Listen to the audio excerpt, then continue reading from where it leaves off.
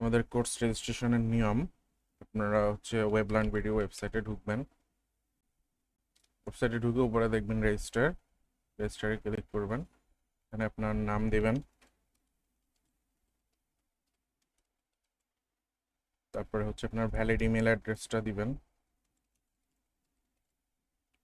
দেন হচ্ছে আপনার phone number দিবেন, দেন হচ্ছে আপনার বার্থডে দিবেন,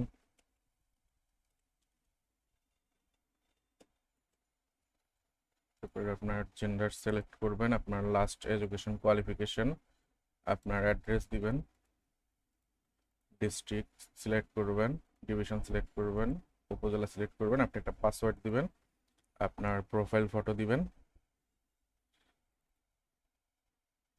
সাইন আপ করবেন। আমার এখানে নাম্বারটা ভুল হয়েছে।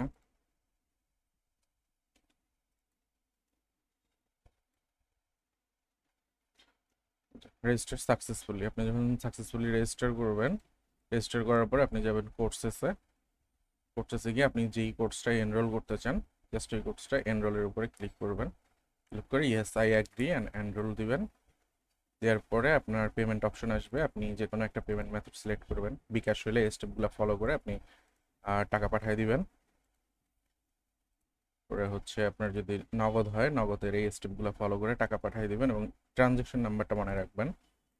হচ্ছে রকেটে পে করতে পারবেন, রকেট হলে এই স্টেপগুলি ফলো করে টাকাটা পাঠিয়ে দিবেন। পাঠিয়ে দিয়ে এখানে আপনার যে ট্রানজ্যাকশন নাম্বারটা দিবেন, দিয়ে আপনি কোন নাম্বার থেকে টাকাটা সেন্ড করছেন সেই নাম্বারটা এখানে দিয়ে দিবেন।